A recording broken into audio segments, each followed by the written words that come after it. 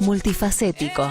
Se mueve con igual delicadeza en sus libros, sus precisas críticas sobre el cine, la música, sobre los medios o literatura. Desde sus inicios en los medios gráficos de Mendoza hasta en los multimedios actuales, su suave y cadenciosa voz se hace escuchar entre el ruido. Todos en el amplio arco de los medios contaron, cuentan o quieren contar con él. Un hombre que pudo conjugar en su obra el cine, con el rock, la historia y la literatura. Señoras y señores, con ustedes, Carlos Polimeni. Bienvenido. Gracias, Jorge. Gracias por la invitación. Por favor, gracias a vos. Vos sos la clase de invitado que uno se imagina entrando y vos recibiendo. Bueno, puede ser. Porque creo que eso ya ocurrió. O sea, Sí. Ha ocurrido algunas veces. Algunas veces. Que hemos estado cambiados. Es simplemente un programa de rol, ¿no?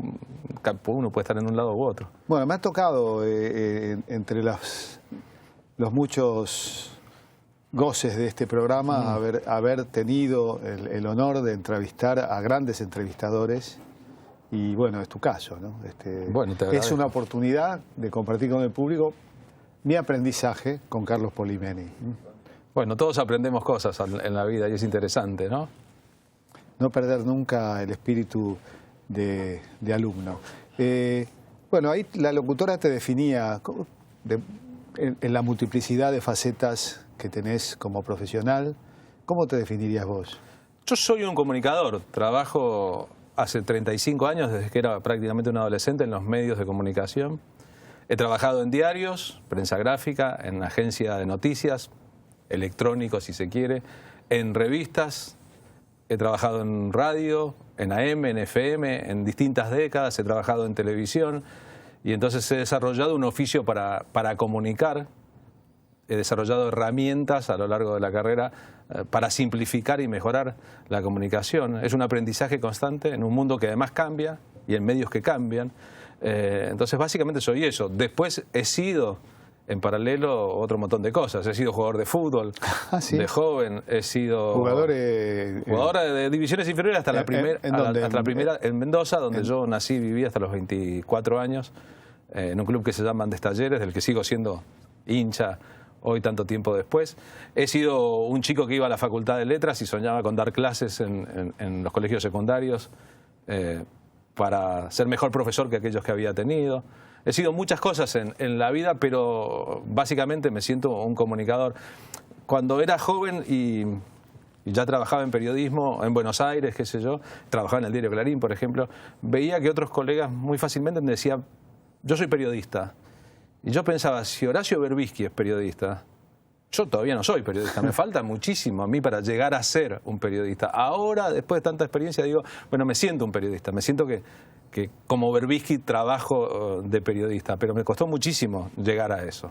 Por eso yo digo que no soy un entrevistador. Si Carlos Ulanowski es un entrevistador, claro, y Carlos Polimeni es un entrevistador, yo soy alguien que se sienta a conversar con amigos, con referentes de la cultura en el amplio espectro que uno entiende de la cultura, ¿no? Vos sabés escuchar.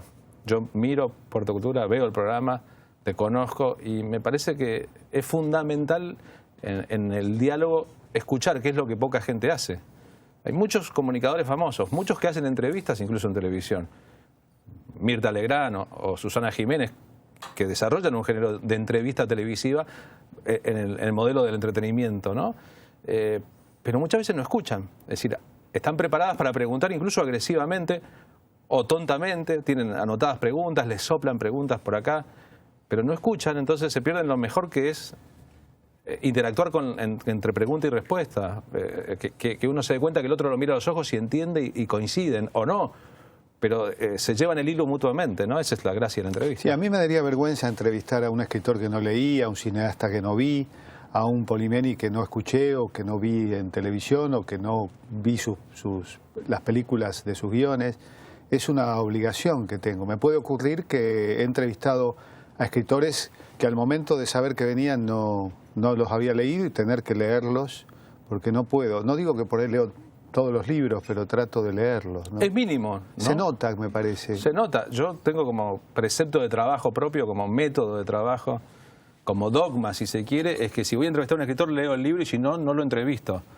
pero no paso la situación de que el otro se dé cuenta, este está leyendo la contratapa, porque me parece que es poco digno y además a mí me pagan por esto. A mí me pagan por estar informado, no hacer que estoy informado, o por leer los libros, no hacer como que lo leo. Y entonces tomo eso como un aprendizaje, o sea, qué suerte que tengo un trabajo que me obliga a leer un libro si voy a entrevistar a una persona, porque quizás ese libro si no, no lo leería, o qué suerte que voy al cine para hablar de una película, o qué suerte que vivo la vida para después contarla, si no, todos seríamos impostores. Y creo que la impostura, tener una postura que no es la propia, es muy de la época y muy de los medios de comunicación, ¿no?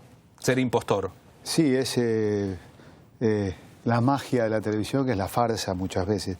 Precisamente hablando de eso, la verdad que si uno dice, bueno, uno hace un programa de entrevistas, no es original. Hay muchos programas de entrevistas. Y casi diría que uno prende la radio y encuentra como un estilo, que lo hemos hablado alguna vez, una suerte de preponderancia de lo banal por sobre lo profundo, una suerte de presencia. Y digo, programas que hasta pueden ser entretenidos. Yo más de una vez los escucho y me quedo enganchado en esa suerte de banalidad permanente que tiene un auge tremendo, ¿no? No digo, en muchos medios, no estoy hablando de discursos conservadores, ni estoy hablando de estilos, pero estilos que tienen también una ideología, la banalidad. Entretenimiento, banalidad, ideología, dijiste todo eso. Tomarse en joda todo, ¿no? Es decir, sí, como que de pronto es un tema serio, pero bueno, vamos a bromear. Algunos llaman a eso tinelización, etcétera, pero Tinelli no pretende hacer un programa de entrevistas, Tinelli hace otra cosa, se mueve en su propio campo. En todo caso, el dilema está cuando de pronto es visitado por la política y entonces todo se trastoca, todo se tergiversa. Yo me refiero a programas que son a esta banalización de la radio, de esta necesidad de llenar horas, minutos y horas todo el tiempo, con lo banal. Sí, Argentina vivió una posmodernidad temprano, por decirlo de alguna manera, en los años 80 con el retorno de la democracia, ¿no? Una época, la posmoderna, caracterizada por el fin de todo criterio básico único, por la liviandad de todos los aspectos.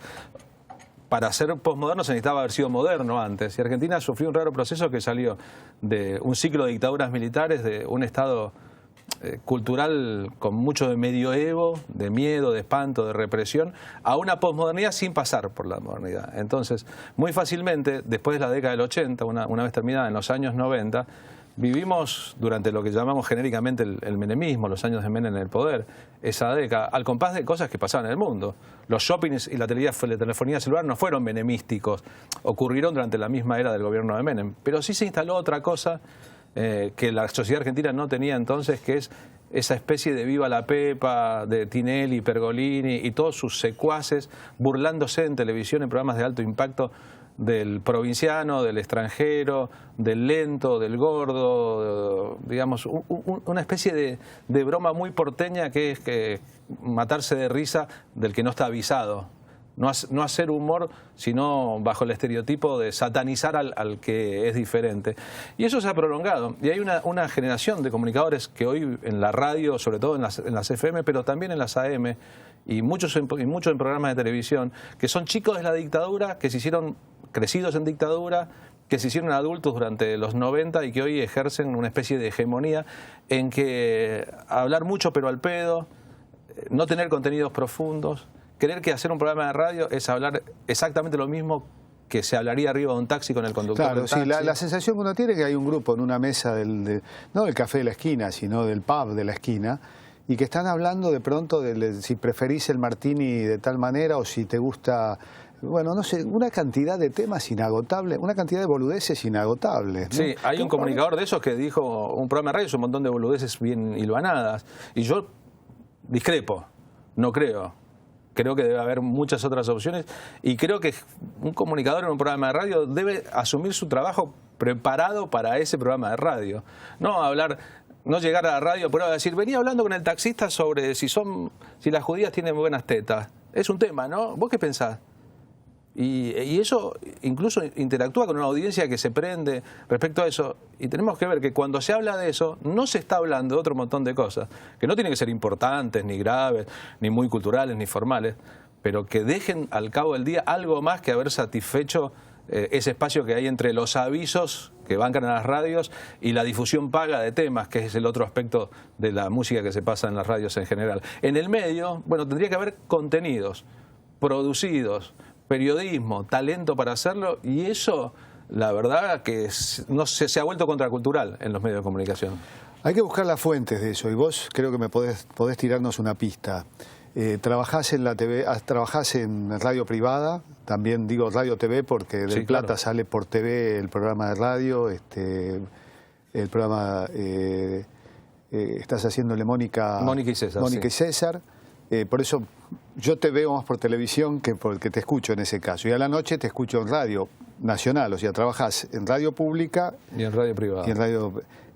¿Qué determinantes hay? ¿Hay más determinantes? O sea, ¿es el mercado que está atrás de lo privado el que determina, el que exalta la banalidad o exalta en todo caso a veces los contenidos también? Porque me parece que los mismos auspiciantes de la banalidad suelen ser también los auspiciantes de pronto comunicadores como Nelson Castro, La Nata y otros, ¿no? Sí. Yo llamaría a los comunicadores del terror, del pánico, del miedo. Sí, y que van cambiando y saltando, y muchas veces, lamentablemente, transmiten a la sociedad la sensación de que todo está en venta, de que todo es un problema de cuánto te paguen y de quién te pague, y entonces vos vas a ser como una marioneta de quién te pague y de dónde trabajas para decir las cosas. Ese cambio abrupto de ciertos comunicadores, no por convicciones propias, que son siempre respetables, sino por dinero muy evidente, la verdad que ha salpicado muchísimo la profesión del periodismo. Vivimos en una época en que, en medio de muchos debates muy buenos en la sociedad argentina, incluyendo ahí el debate que se produjo con la ley de medios, en el mundo del periodismo se vive un estado como de bélico, un estado de guerra, en que además se pobló esto de mercenarios, de gente que uno está seguro, porque la vio, la escuchó, fue convencido incluso por esa gente de algunas cosas, como La Nata, y que luego cambió totalmente sin ninguna explicación en el medio de bando por una cuestión meramente económica. Y entonces eso, al tratarse de un comunicador líder, hay otros, muchos, varios, incluso de uno y de otro lado. Esa es la verdad. Transmite la sensación de que acá todo está en venta y que cada convicción es paga o va a ser paga. Y a mí me gusta jugar con las convicciones previas a cualquier era política, no con las convicciones posteriores y con dinero de por medio. El que cambia de opinión me parece perfecto. Ahora, el que cambia de opinión por dinero y lo disfraza, me parece, como decía recién, un impostor. No resisten el archivo, ¿no? Porque sí, son refutados por su propio archivo. Sí, por su propio archivo y por su propio público, ¿no? Que eso es grave, por tu propia gente. Es interesante porque vos trabajaste en Clarín. Sí, claro. Y la pregunta es si cambió Polimeni o cambió Clarín. No, yo creo que no he cambiado. Es decir, no he abandonado ninguna de mis convicciones, que eran bastante parecidas a las que enarbolaba cuando yo trabajé en los años de la recuperación democrática, el propio diario Clarín. Yo trabajé allí entre el año 84 y el año 89, fueron los años de Alfonsín en el gobierno, virtualmente, y Clarín se preciaba de ser un diario progresista, que acompañaba la democracia, que había hecho una política interna de expiarse de cosas que venían del pasado, etcétera, y evidentemente Clarín cambió. Clarín fue un diario que apoyó desenfadadamente el menemismo y que consiguió de entrada una variación de las licencias de televisión que le permitió quedarse con Canal 13, legalizar Radio Mitre y fundar el imperio de 200 y pico de medios que desarrolló más adelante. Y después Clarín también tuvo un pacto con Duhalde, muy evidente, y después tuvo un pacto con Kirchner, muy evidente al principio de su gobierno. Lo que pasa es que esos pactos fueron siempre en base a las conveniencias económicas de Clarín y se acabaron cuando el gobierno de Néstor Kirchner y más centralmente el de Cristina quisieron ponerle un límite lógico a un grupo que había desarrollado tanto poder como otros en la Argentina, que son los verdaderos dueños de la democracia, ¿no? Gramsci, filósofo italiano del siglo XX, de los principios del siglo XX, decía que en cualquier sociedad lo importante no es la toma del poder o ganar las elecciones, sino tratar de cambiar el pensamiento hegemónico. Y el pensamiento hegemónico es el que permanece más allá de quién gobierne. Y creo que ese pensamiento hegemónico está encarnado en algunas grandes empresas que sostienen a los medios de comunicación, y en medios de comunicación hegemónicos que en vinculación con esas empresas mantienen un status quo y no quieren que la sociedad cambie en serio, que cambie los valores, no el gerente de la sociedad, sino los valores profundos de una sociedad. Suele haber una confusión de pensar que gobierno es sinónimo de poder, y no es así en absoluto. El poder político existe sin duda, pero es sometido a plebiscito permanentemente, mientras que los grandes poderes hegemónicos, hay poderes que no llegan a la hegemonía, pero los grandes poderes hegemónicos no los plebiscita nadie, y ahí está el poder. Hoy hay un gobierno en Argentina que, pese a ser un gobierno peronista y votado por el 54% de la población, es decir, acumula un capital simbólico y un respaldo muy importante, es un gobierno que es una contracultura, es un contrapoder, está en el poder, el contrapoder, la contracultura, y eso ha ocurrido muy poco en la historia argentina. Ocurre en paralelo con un proceso en la América Latina. En muchos países de Sudamérica, sobre todo los del Pacífico, ha ocurrido eso, un debate entre el poder real y una gente que, representando los contrapoderes o la contracultura, llega por votación popular y empieza a encarnar una lucha con un poder que no solo ha estado siempre poco cuestionado, sino que se resiste a irse, y hoy es el principal verdugo de esos gobiernos populares. O sea, en Brasil, donde el PT gobierna por cuarto periodo consecutivo y donde han salido millones y millones de personas de la pobreza, el verdadero poder no es la oposición a Dilma Rousseff, sino en todo caso los medios de comunicación en poder de la derecha. Lo mismo ocurre hoy en Chile con el gobierno socialista progresista de Michelle Bachelet, y lo mismo ocurre en Ecuador con Rafael Correa, y lo mismo ocurre en Venezuela con Nicolás Maduro y antes con Hugo Chávez. Es decir, están en el poder los que antes eran aquellos que pensaban alguna vez llegar al poder. Mirá qué simbólico que es que Pepe Mujica fue un guerrillero que estuvo 14 años preso en Uruguay, llegó a ser presidente y hoy su partido sigue gobernando, que Dilma Rousseff integraba un grupo armado y también estuvo detenida en una dictadura y fue torturada, que Michelle Bachelet es hija de un general leal a Salvador Allende que murió en prisión. Es decir, todas esas personalidades, incluyendo las de los presidentes argentinos del kirchnerismo, eran las personalidades que estaban del otro lado del poder. Al llegar al poder se han dado cuenta que en realidad lo que tienen es el gobierno, pero no el poder. Se podría decir, cerrando este bloque, que gobernar del lado del pueblo es seguir en la resistencia por otros medios. Vamos a un corte y seguimos hablando con Carlos Polimeni.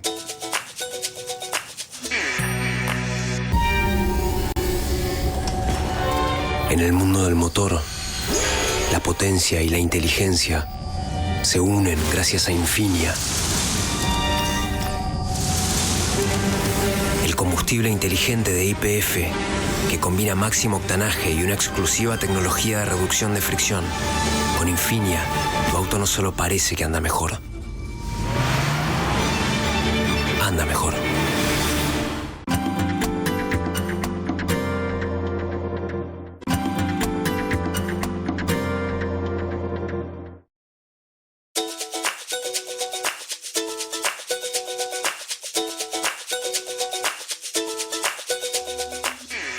Hay algo que me interesa del camino de tu vida, ¿no? Un tema es el paso de vivir en una provincia, comenzar a trabajar allí y venir a Buenos Aires. Esto es lo primero, ¿no? Y el otro, el paso del periodismo gráfico a todas las variantes del periodismo, especialmente el periodismo audiovisual. Para mí fue una decisión casi inevitable venir a trabajar a Buenos Aires. Eso ocurrió al final de la dictadura, durante el año 83. A quien no vivió la época hay que decirle que después de Malvinas, después de junio del 82, después de la rendición en Malvinas, ya la dictadura había dejado de ser la dictadura de Videla del 76 al 79 y era una dictadura que se iba yendo y era evidente que eso iba a pasar. O sea que hubo una relajación un poco de la violencia y la brutalidad de la dictadura. Yo trabajaba en Mendoza, ya en diarios y en radio, era corresponsal de la editorial Perfil.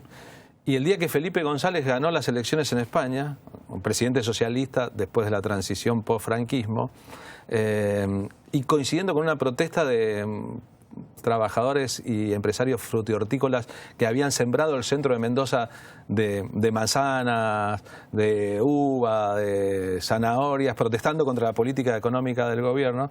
Yo llegué a hacer un programa que iba de 0 a 4, se llamaba Los Habitantes de la Noche, en una radio intervenida por el Estadio, Radio Libertador de Mendoza, LB8, y en un brote de entusiasmo juvenil tomé la lista que estaba pegada en las paredes de temas prohibidos y dije, hoy empezamos a pasar los temas prohibidos sin avisarlo al aire. Entonces, de 1, de 2, de 3 o de 4, durante 4 horas pasé de la lista de temas prohibidos todos los que pude, al aire sin decirlo. Por ejemplo, Mercedes Sosa, Cita Rosa. Pero también Donna Summer. Donna Summer tenía un tema prohibido porque gemía además. Al día siguiente de eso, el capitán Gali, que era el que estaba a cargo de la intervención de esa radio, me anunció que, bueno, obviamente tenía un problema importante desde ese momento con el gobierno. Y en ese marco, unos amigos que habían trabajado en Mendoza en un diario intervenido por el Ministerio de Economía, pero que se habían vuelto a Buenos Aires, me ofrecieron venir a trabajar a Buenos Aires a la agencia Noticias Argentinas. Mi amigo Raúl García, mi amigo Melena Torres, periodistas más grandes y más experimentados, me dijeron, ¿por qué no venís acá a probar?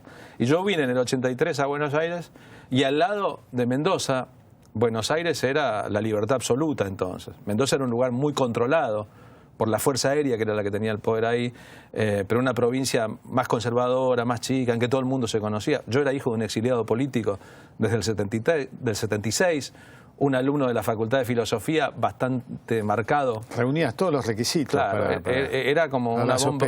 Claro, era una bomba de tiempo caminando, y yo mismo me dije, bueno, mejor cambiar de escenario, y el escenario de Buenos Aires fue muy bueno. Yo prácticamente desde que vine a Buenos Aires en enero del 83 ya no percibí que había una dictadura en la vida pública, ni en lo privado. Es el año además de la campaña electoral. Claro, se había relajado todo, bebíamos todas las mieles de la libertad, íbamos a votar por primera vez los de mi generación, y la verdad que fue como descubrir una vida distinta. Me enamoré de Buenos Aires, que antes me parecía una ciudad muy temible. Ahora pienso que si uno vive en Buenos Aires y se tiene que ir a vivir a Nueva York, no siente tanto la diferencia como si uno vive en el interior de Argentina y tiene que vivir a Buenos Aires. Es notable, ¿no? Acá lo hablamos bastante con quienes han nacido en alguna provincia. A mí eso del interior me suena todavía lo mismo, ni que hablar, ¿no? Los padentranos, como decía, que debería definirse, ¿no? No pajueranos, sino padentranos. Esta capacidad de valoración de Buenos Aires que tienen los que no nacieron en Buenos Aires, que es superior a los que nacieron en Buenos Aires. Sí, el estereotipo del porteño es el que sueña con irse a la miércoles de la ciudad, ir a vivir a Bariloche, a San Martín de los Andes, sí, o afuera de la Argentina. O a Mendoza, o a Tilcara. Sí, o a Nueva York, o a París. Sí, a París mucho. Sí. En el mundo de la cultura. En otra época, sí, mucho. Y la verdad es que yo me enamoré y amo Buenos Aires y la disfruto muchísimo. Y mis 4 hijos nacieron en Buenos Aires y yo no podría irme de Buenos Aires. Cosa que tiene que ver también con la historia de la ciudad, ¿no? Los que más amaron Buenos Aires fueron, en general, los que vinieron a Buenos Aires eligiendo o no, pero se quedaron eligiendo, y no los que nacieron y están como obligados a pertenecer, ¿no? Sí, yo creo que la historia de Buenos Aires cambia cuando las provincias intervienen. Intentaron mucho tiempo ponerle límite a la cabeza grande, como dice un coprovinciano tuyo, Jorge Marciali, ¿no? Gran cabeza grande, pero en realidad es la cabeza de Goliat de Martínez Estrada. También. Sí, y ojalá lo podamos resolver, ¿no? A mí me pasó y me sigue pasando que las películas, las obras de teatro, los recitales de música, las librerías abiertas todas las horas, los bares, la calle. El que nació está acostumbrado a que exista, y el provinciano valora muchísimo porque no existe en todas partes, ni en todas las capitales del mundo siquiera existe.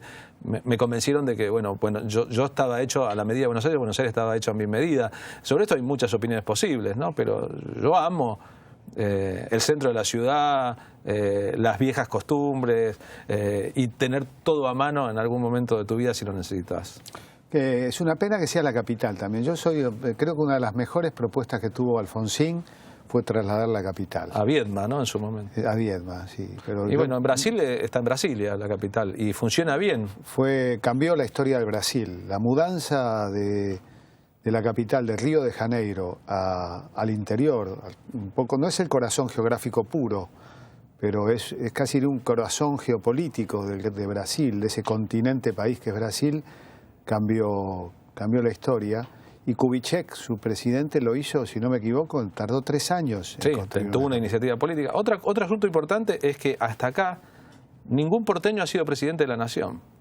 Y eso indica una cosa sobre la historia argentina. A ver, estoy revisando. De los que votó la gente, ninguno, salvo Hipólito Yrigoyen, pero que era de Barracas, casi en Avellaneda, y el peludo Yrigoyen era casi como un hombre de la provincia de Buenos Aires. Claro, porque era además, si no me equivoco, era sobrino de Leandro Alem, sobrino nieto del ahorcado, le decían el ahorcado, sí. El hijo del ahorcado. Y el otro que fue, sin que nadie lo eligiera, presidente de la Argentina, siendo porteño, fue Bartolomé Mitre.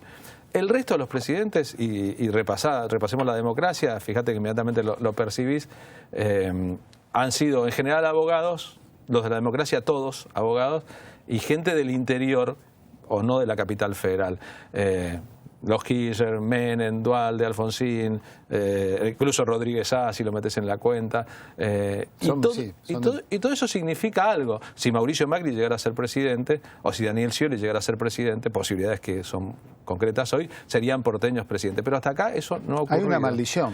Y la otra maldición es la del gobernador de la provincia de Buenos Aires. La maldición de Carlos Tejedor. Ningún gobernador de la provincia de Buenos Aires fue presidente por voto popular. Pero sí, porque Duhalde llegó a ser presidente, pero como por voto del Congreso. Ahora, evidentemente, quizás se rompe ahora toda esta historia y... ¿Quién fue Carlos Tejedor? Le contamos un poco a la gente. Cuando era presidente Nicolás Avellaneda, instaura la Buenos Aires, cuya oligarquía comercial y cuyo poder mitrista controlaba la aduana.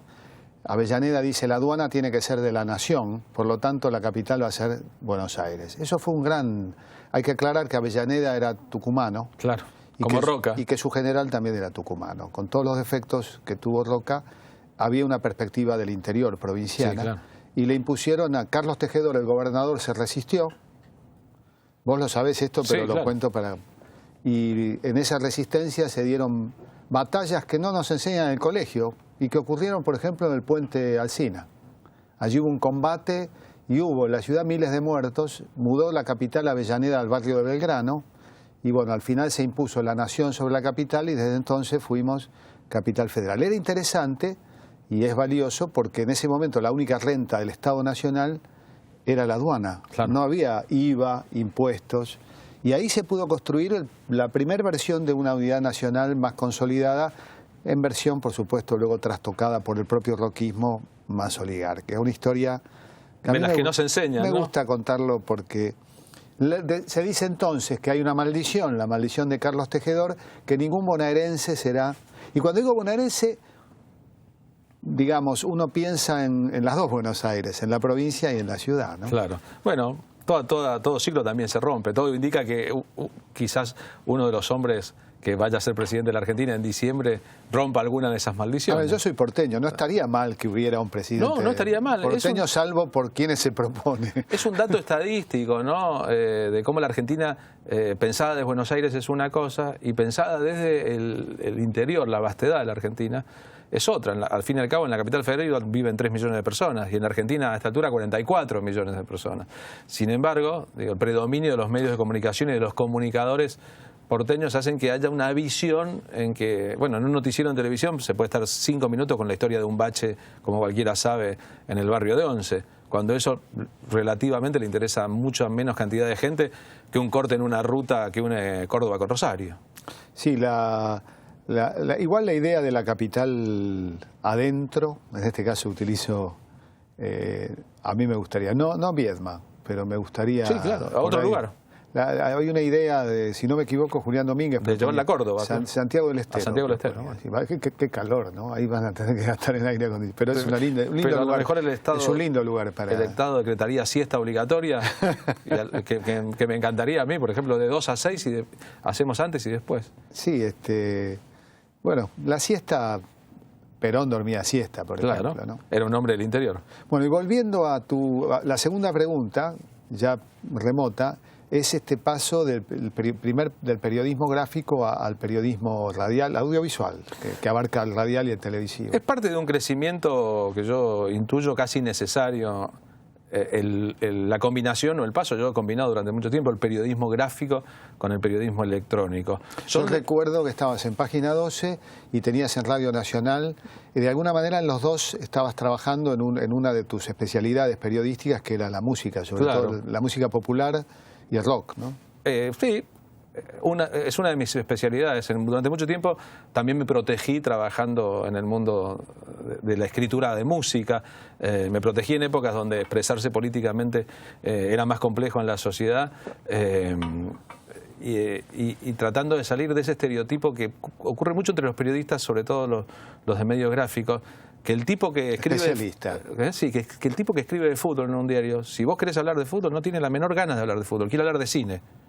Y el tipo que escribe de cine, si te juntás a hablar con él, no tiene la menor ganas de hablar de cine, porque él trabaja de eso, lo que quiere es hablar de fútbol. Y el de política quiere hablar de teatro, y el de teatro quiere hablar de política, porque te especializás y eso te produce como una deformación.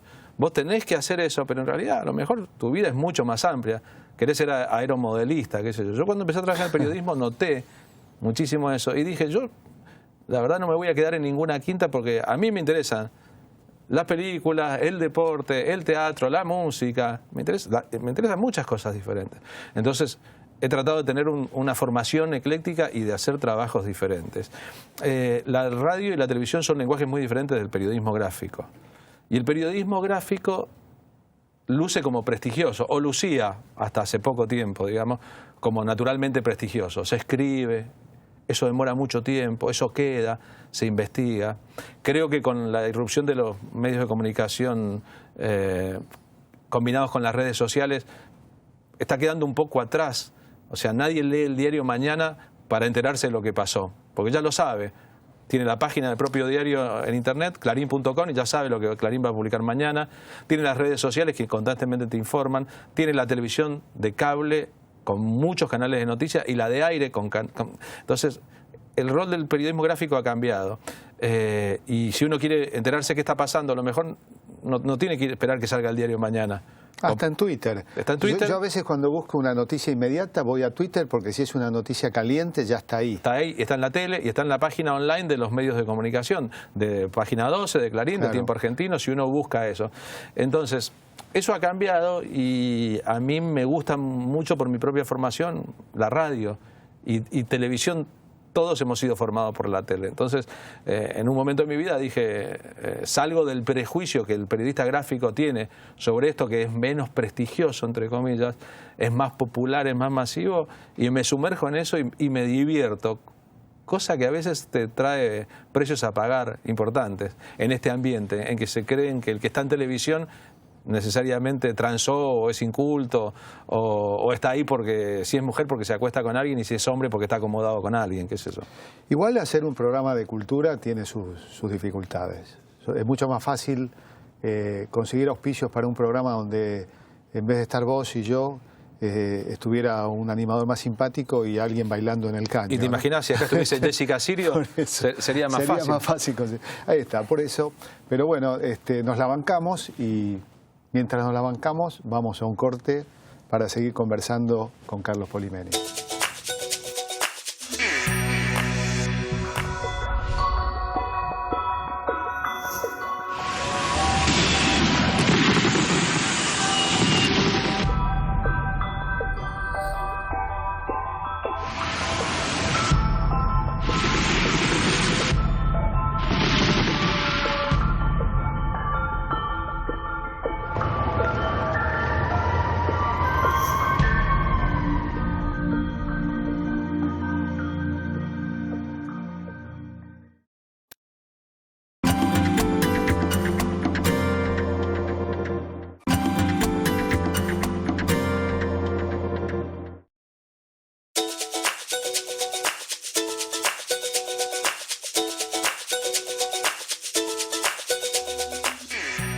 Hablando de esta relación entre medios gráficos, ser periodista de medios gráficos y ser periodista de medio audiovisual, yo creo que si hay algo que para mí define tu estilo es la doble experiencia. Me parece que, a ver, yo por ejemplo a la noche, a mí me llama la atención cuando escucho tu programa Voces del Sur. Voces del Sur, en Radio Nacional.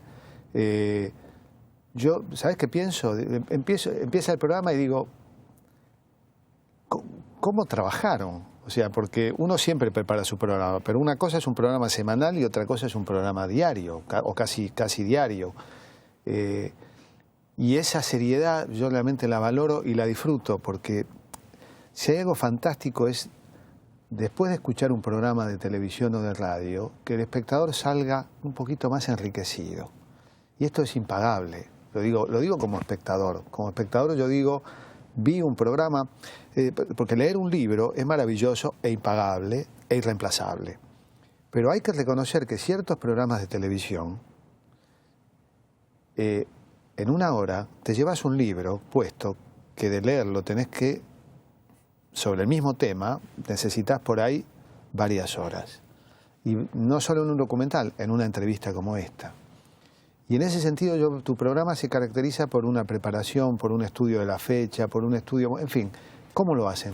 Se produce, no es muy misterioso y es gente trabajando. O sea, yo asumo conducir un programa de radio y en este momento estoy en 3 programas distintos, por ejemplo, como la tarea de un chef que va a cocinar en televisión. Pero que para cocinar en televisión necesita que antes la verdura esté comprada, esté picada, los elementos estén dispuestos. Y lo que va a hacer es actuar, va a hacer una representación en vivo y en público de una cosa que llevó mucho trabajo previo y que ya está probada encima.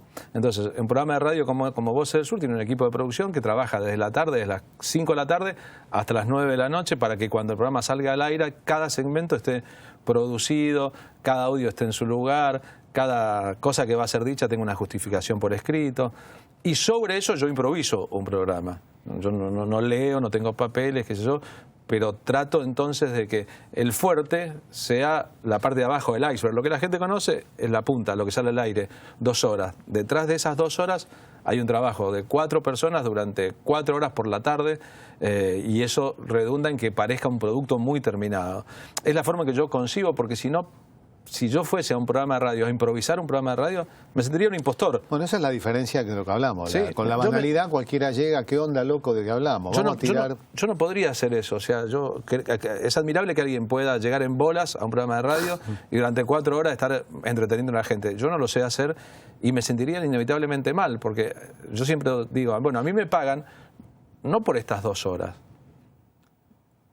que voy a conducir acá. Me pagan por rematar acá una tarea previa. Hay una historia muy linda de Picasso respecto a una señora de la alta sociedad francesa que le va a pedir un cuadro, golpeándole la puerta de su estudio, y le dice, mire, Picasso, tengo mucha plata, usted es muy famoso, quiero un cuadro suyo, blanco y negro, porque tengo un lugar divino para que me quede blanco y negro. Y Picasso le dice, señora, pero yo soy Picasso, no importa, pero ¿cuánto vale? Y Picasso se calienta y le dice, $1.000.000 vale, señora. Bueno, está bien. ¿Cuándo va a estar listo? El jueves que viene. Bueno, el jueves que viene. Y la señora se va y Picasso se queda pensando en la banalidad humana. A la semana siguiente la señora le golpea la puerta, le dice, ¿te traigo $1.000.000? ¿Me da el cuadro? No, todavía no lo tengo, señora, necesito inspiración. Pero déjeme el millón, déjeme el cheque, no hay problema. La historia es 3 o 4 veces la señora va un jueves y Picasso le dice que no tiene el cuadro hasta que la señora se siente estafada y le monta un escándalo a Picasso y le dice, mire, usted es un estafador, se cobró el $1.000.000 y nunca me hizo el cuadro que yo le había pedido y que yo... Le dijo, señora, no se preocupe, el jueves que viene su cuadro va a estar listo, venga el jueves que viene. La señora va el jueves que viene, Picasso la hace entrar y no hay cuadro. Pero vos pintás también, ¿no? Sí. Está dispuesto todo para pintar, está el caballete, está el lienzo, hay un lápiz, un fibrón, y Picasso hace su famosa paloma de Picasso, firma Picasso y le dice, señora, aquí está su obra. Y la mujer le dice, usted es un estafador. Usted me cobró $1.000.000 por un cuadro y lo ha pintado en 10 segundos delante mío. Y Picasso dice, señora, mire, usted tiene que valorar esto. Fueron 10 segundos ahora, pero 78 años de vida antes para llegar a este poder de síntesis. Entonces, claro, le contestó a la señora con una ironía. Pero yo creo que detrás de 2 horas de laburo o de una conversación en televisión hay una vida detrás orientada a que eso que se hace en público tenga un contenido. Y estoy muy satisfecho de proveer contenidos que tienen que ver con prepararme 35 años para decir una cosa y que eso salga bien, o 40 años de mi vida para que lo que digo tenga cierta belleza o justificación en la verdad. Bueno, compartimos juntos una experiencia parecida, ¿no? En determinado momento un amigo en común, Daniel Rito, me propone hacer una película sobre Luca Prodan. Y yo, bueno, inmediatamente tomamos contacto Y claro, yo ahí no eran mis antecedentes con el mundo de la música del rock, sino los tuyos. Y ahí es donde te sumaste, vos ya habías publicado el libro y prácticamente, bueno, trabajamos... Había un libro y una obra de teatro. La película la obra de teatro, la hiciste vos mismo. Yo solamente fui el que investigó antes esa historia para que... ¿Cómo fue tu experiencia? Porque llegaste en los 80, llegaste en un momento muy particular. Y claro, del rock. En ese momento, 2 semanas después de vivir en Buenos Aires, con un grupo de amigos de Mendoza que estaban al fin de semana, uno de ellos, que es músico, Natario Feingold, dijo, hay un grupo que está bien, vamos a verlo. A Leistein, era el primero de los boliches que tendría un hombre de triste fama posterior, el responsable de Cromañón, Omar con Chabán. Otro socio. Sí, con un alemán, sí, con Helmut. Y digo, ¿qué hay ahí? No, toca Sumo. ¿Sumo qué es? Un grupo de un italiano. Y la verdad, fuimos esa noche, no era Sumo, era Sumito, era Luca más Diego Arnedo. Una actuación que nunca empezó ni nunca terminó porque estaban borrachos, se pelearon, se lastimaron en público. Pero hicieron una canción y yo me quedé muy sorprendido era una batería electrónica que tenía Luca, que disparaba, un contrabajo de pie y él con un micrófono. Parecía una performance de Laurie Anderson en Buenos Aires en 83 más que un grupo de rock. Esa noche terminamos viendo a Fontova en el Stud Free Pub, una noche de comienzos del verano del 83.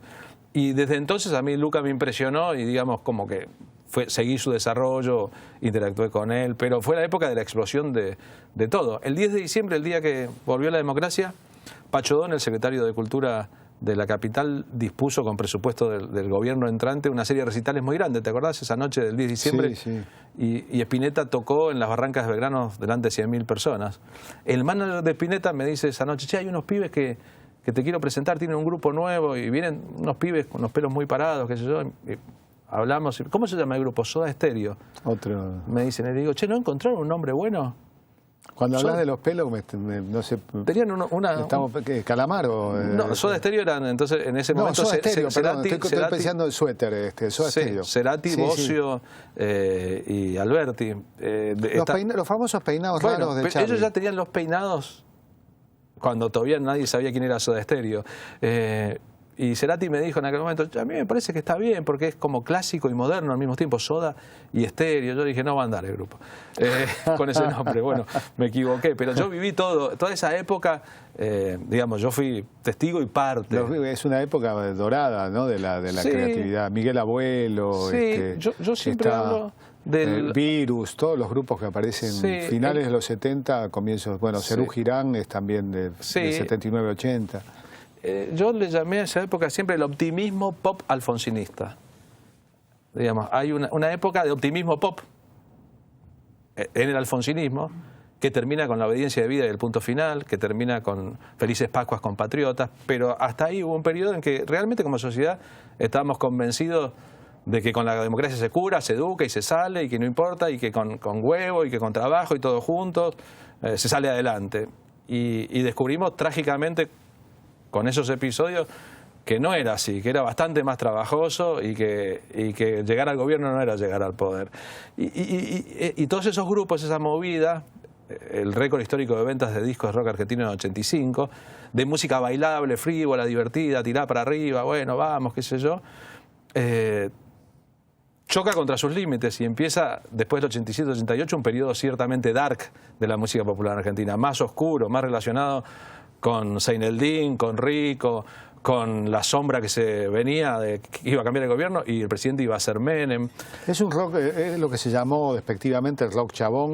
Después con Menem... que es más, tiende más al suburbio, al conurbano. Bueno, con Menem sucede el fenómeno de lo que se llama rock suburbial, rock chabón, rock de masas, del estereotipo de los artistas imantados, o sea, cualquiera que fuese público, frente a Spinetta, a Charly García, a León Gieco, a Cerati, a Calamaro, a Miguel Abuelo, a Federico Moura, a Luca Prodan, al Indio Solari, se siente disminuido. Esos son unos artistas importantes, todos intelectuales, recontraformados, hijos de la clase media ilustrada, y esos son los artistas que predominan en la Argentina en el rock en los 70 y en los 80. Tipo de póster, más importante que vos todo.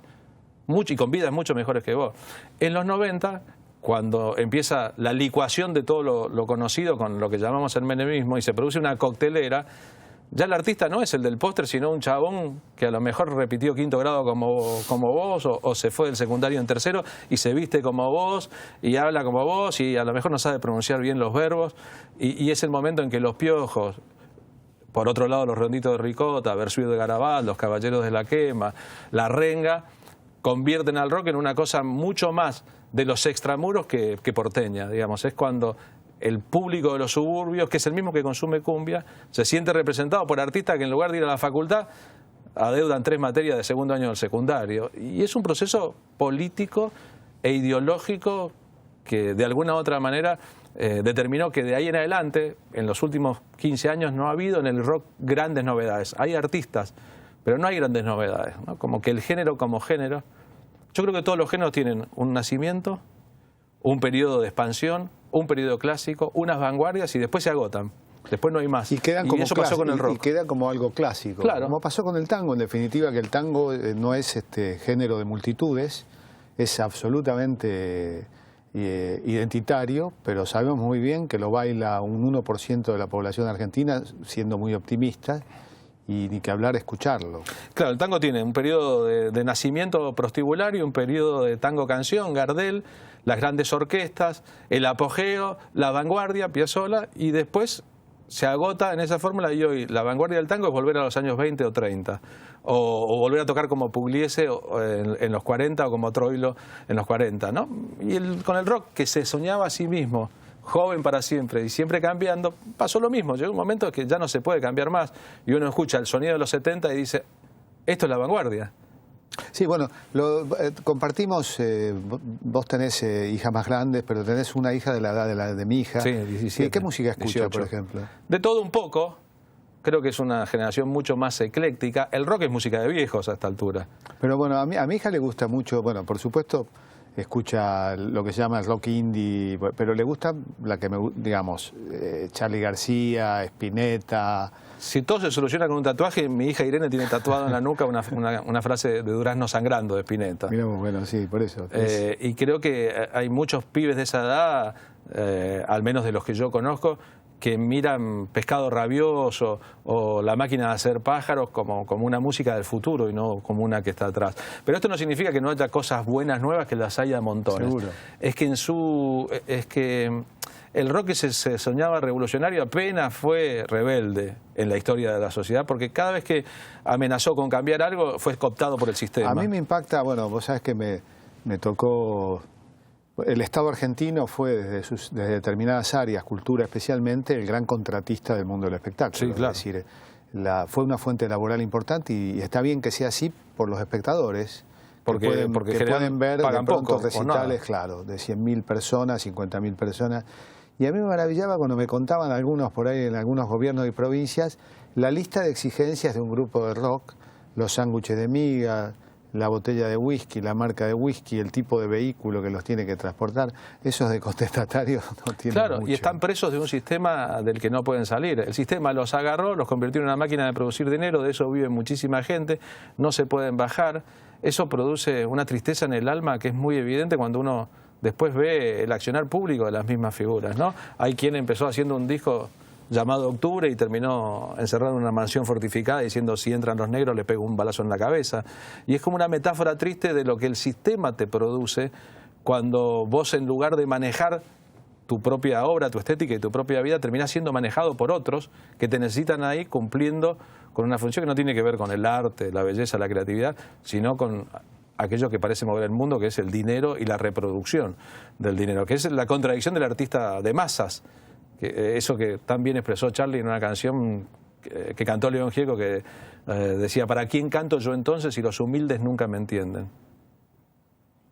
Ya nos quedamos sin tiempo, pero una cosa que a mí me enorgullece de Puerto Cultura cuando me saludan o me comentan que lo ven, es que me rompen absolutamente el prejuicio de que este es un programa que solo ven los cultos o las personas, muchos trabajadores, gente de todos los niveles sociales me han dicho, seguimos Puerto Cultura, y espero que así Sí, ahí los que se quedan como yo con ganas de seguir hablando con Carlos Polimeni van a poder todas las noches escucharlo en Radio Nacional. AM870, Voces del Sur de 21 a 23 y después un programa de rock en la FM de rock de Radio Nacional que se llama Polifonía Nocturna, de 23 a 24, en la 93.7 todos también los días. Con Radio del Plata, con Mónica y César, y seguramente, entre otras cosas que uno hace. En algún momento, cuando hagas entrevistas, acordate, como te acordaste antes de que yo hiciera... Bueno, yo había hecho Puerto Cultura, pero va a ser un gusto que sea yo el que llegue.